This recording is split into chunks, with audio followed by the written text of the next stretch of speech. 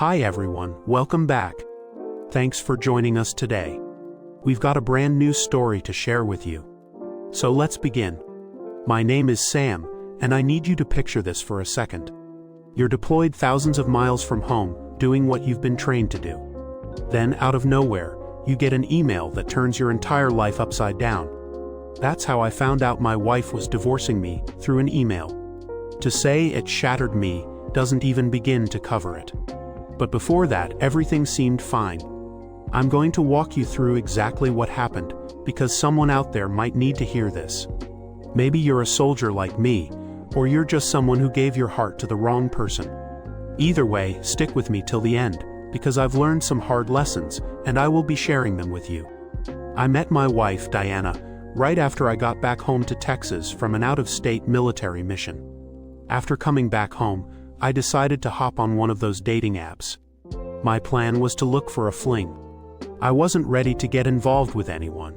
I just wanted to relax and meet someone new. That's when I came across Diana. She was beautiful. Honestly, I couldn't help but be intrigued. We matched and we started chatting. Now I've got to admit, I didn't expect much out of it. I thought we'd meet up for one date, maybe have a decent time, but that would be it. But when we agreed to meet in person, things took a different turn. Our first date was kind of unexpected. We had deep conversations right away. I shared some of my military adventures with her. She seemed genuinely interested in what I had to say. Most people don't really get what you go through when you're away. But Diana actually seemed to care. As I opened up, she did the same. Diana had a 4-year-old daughter from a previous relationship. She wasn't trying to hide anything about her past, which honestly made me respect her more. She was upfront about it, and I appreciated her honesty. We went on a few more dates after that, and I started getting a clearer picture of who she really was. What started as something casual took a turn I never saw coming. The more time we spent together, the more I felt like I'd found someone real. We ended up dating. It wasn't always easy with my job, but she made things feel steady and grounded. About a year in, I proposed. She said yes without hesitating. People around me told me I was lucky. They said she was beautiful, sweet, and down to earth, and I believed them. She gave me something to look forward to when I was deployed. Her texts, her little video updates, the countdown calendars we made together for when I'd return. It all made it easier to be away. During the year we dated, I deployed twice. Being gone that long, it's hard not to worry. But Diana always picked up my calls when she could. She sent care packages and wrote letters. I held on to those. Looking back now, I wonder how much of it was real and how much was just a mask she wore so well. But at the time, I was all in. I had no reason to doubt her. I loved her and I trusted her. A few months after I proposed, we got married. Just a small, quiet church ceremony with close friends and a few family members. Right after the wedding, I did what I thought any responsible husband would do. I added Diana to my military benefits. That meant she'd be covered under my insurance, could access resources, and receive support from the military community while I was away. I wanted her to feel secure, protected. We also opened a joint bank account. At the time, it made sense. We were a unit now, and I believed in full transparency. So my paychecks were going straight into that account. She had access to everything. That's how much I trusted her. Shortly after, I used my VA loan to purchase a house. I didn't just put it in my name, I put her name on the title too. Because of the nature of my job, deployments were always part of the picture. So before any of them, I made sure to assign her as my power of attorney. That meant she could handle legal matters, sign documents, make financial decisions, basically act on my behalf while I was overseas. I didn't see it as a risk, I saw it as a responsibility. She was my wife. That came with trust. That came with access. I never made big decisions alone. I wanted her to feel involved. I thought I was doing the right thing. I thought this was what love looked like.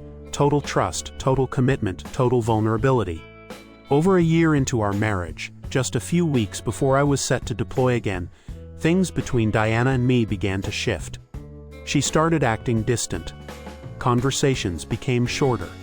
She wasn't asking about my day like she used to. There were more "I'm tired and it's nothing" responses.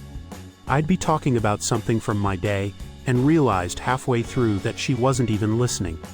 Her eyes were always glued to her phone. She started stepping out to take calls in private. When I asked who she was talking to, she'd say things like "just work" or "it's nothing, don't worry about it." But I did worry. I knew things were serious when she began staying out later than usual. Sometimes she said it was dinner with coworkers. Other times she stayed late with friends. And when I pressed her for more details, she acted annoyed. In the military, you hear stories, brothers in arms being cheated on while they're deployed. Some came home to empty houses. Some came back to find their wives pregnant by someone else. I'd heard enough of those tales to know how they start. I didn't want to believe it could happen to me, but the signs were there. So I made a decision. I wasn't going to confront her. Instead, I decided I would take precautions, because if this went the way I feared it would, I needed to be prepared.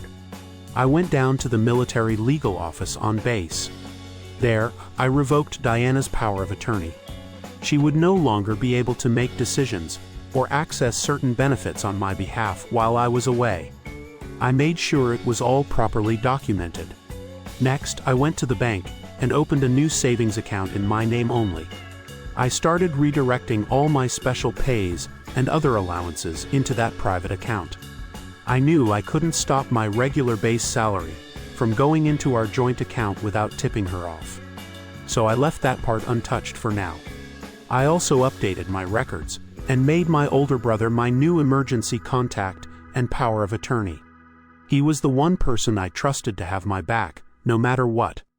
I needed to observe and see if what I was feeling about Diana had any truth to it, or if I was just being paranoid. Either way, I wanted to be ready if things went sideways. Once I deployed, I tried to call and text Diana whenever I got a break. At first, she picked up like usual. But not long after, she started taking longer to reply to texts, or she wouldn't reply at all. Calls that used to last 30 minutes were now cut short. When I asked if everything was all right, she always had an excuse ready.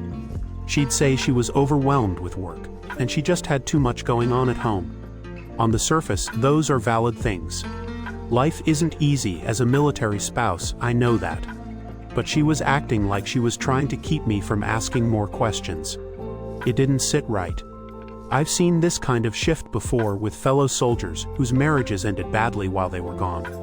A few weeks later, we were informed that our return date had been postponed again. It was the second delay in a row. This time, the mission had hit a snag, and they told us we could be out there for several more months. I wasn't thrilled, but it's part of the job. I remember messaging Diana to let her know. She didn't reply immediately, which I had grown used to by then. What I didn't expect was what I'd see in my inbox a few days later, an email from her. The subject line was just my name. The message was short and cold. I filed for divorce. Please don't contact me. It's over. I tried to process what I just read. My first instinct was to log into our joint account. I don't know what I expected to find. Maybe reassurance that she hadn't completely flipped, but the balance said it all, 0. She had cleaned it out. Every cent. That moment hit me hard. I'd meant to set up transaction alerts before I left, just like I had planned during my meeting at the legal office. But between all the deployment preparations and trying not to start a fight with Diana before leaving, I put it off. I thought I could trust her enough to wait. That turned out to be one of my biggest mistakes. But even though I was hurting, I needed answers. I needed to know the full extent of the betrayal. So I called my brother. I asked him to go check on the house. A few hours later, he called me back. And I'll never forget what he said. There's a guy here, a man living in your house. My brother described him. Diana had moved her ex-boyfriend into our home. She didn't wait for the ink on the divorce papers to dry. It felt like my chest was caving in. Even the backup plan I did before going on this military mission didn't erase the pain, but it protected me from financial ruin. Emotionally, I was wrecked, but financially, I had some cover. The moment my boots hit US soil, I went straight into action. I contacted my attorney and filed for an emergency hearing. The case: dissipation of marital assets. I wasn't just emotionally betrayed, I was financially robbed. And I had proof. I came to court with everything I had, bank statements showing how she drained our joint account after she sent that email. I brought copies of my deployment orders to show I was out of the country when it all happened. Most importantly, I had the pictures my brother took of her ex-boyfriend living in our house. After a lot of back and forth, the judge responded. The evidence was overwhelming. Diana's actions were officially labeled financial misconduct. She didn't just cheat on me. She used money we earned together to support another man. That's not just betrayal. That's theft in legal terms. And the court gave her a choice: either repay half of the money she took from the joint account or forfeit any share she had in our remaining assets. It was justice beginning to take shape. And for the first time since this whole mess began, I felt like I was starting to get control back. The final ruling came a few months later, and the judge didn't hold back. Based on all the proof I submitted, I was awarded sole ownership of the house. The judge agreed that her affair had started before she even filed for divorce. That she had moved in with another man while we were still legally married. That made it abandonment, infidelity, and cohabitation, all before the divorce was finalized. After that decision, I wasted no time. I filed for eviction immediately. 2 weeks later, I stood on the driveway of my own home as a sheriff's deputy escorted both Diana and her boyfriend out. I just watched. After the court awarded me the house and gave the final ruling on the divorce, I knew I had to make one last round of cleanup. I couldn't afford to leave any doors open that she could walk back through, financially or legally. So I contacted JAG, the Judge Advocate General's office, and started the process of severing every remaining tie between us. The first thing I did was strip her off my military benefits. That meant no more health insurance under my name. She was removed from TRICARE completely. I made sure her access to any dependent allowances, spousal privileges, or base resources were revoked. Anything that tied her to my service, my rank, or my benefits, I shut it down. Then, I updated my will. Where her name once sat as a beneficiary, it was now blank. I replaced it with someone I could actually trust. I had to be thorough. She didn't just lose me. She lost the entire lifestyle that came with wearing my ring. The security, the benefits, the stability, all gone. Now, when it came to the money she stole from our joint account, the court handled that with brutal clarity. Diana couldn't pay it back. The judge decided to offset what she took by cutting her out of any share in the remaining assets. That meant no equity from the house, no share of the car, no claim to anything we built together. The math was simple. What she took was deducted from what she would have received. In the end, the numbers didn't work in her favor. She walked away with nothing. And because our marriage hadn't lasted long enough, barely a couple of years, she didn't qualify for alimony in our state. No spousal support, no monthly check, no legal foothold to drag me back into court later. It was over. After everything that happened, the betrayal, the divorce, the court battle, the eviction, Diana still had the audacity to reach out. She sent messages, dancing around the same thing. She wanted to talk, said she just needed a chance to explain things. I saw the messages. I read every one of them, actually, but I never replied, not once. Not because I didn't have anything to say, but because I knew nothing she said would be worth the energy. Her explanations wouldn't undo what she did. They wouldn't refill that bank account. She made her choices without a shred of respect for me. Letting her back into my life, in any capacity, even just a talk, would have been like reopening a wound. I'm not going to lie to you. Walking away didn't fix everything overnight. I lost years of my life that I will never get back. I think that's what hurt the most.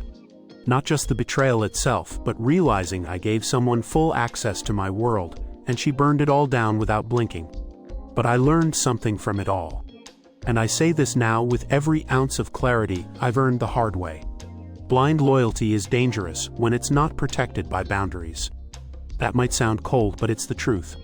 You can love someone deeply, but if you don't guard your heart and your assets with wisdom, that love can be weaponized against you. And that's exactly what happened to me. Healing didn't come easy. I used to think therapy was for people who couldn't handle things on their own. But after enough people I trusted kept suggesting it, I gave in and booked a few sessions. I won't pretend I poured my heart out on day one, but little by little I opened up. And as much as I hate to admit it, talking helped. Just being heard without judgment helped. I started to piece myself back together. So here's my advice to anyone listening, especially to those in long-distance relationships or in the military, or just putting their full trust in someone else. Love deeply, but protect yourself legally and emotionally. Keep your eyes open. Set boundaries, and never ever ignore your instincts, especially when you're thousands of miles away. Those gut feelings, they're not paranoid. They're your soul warning you. Listen to them. I wish I had sooner.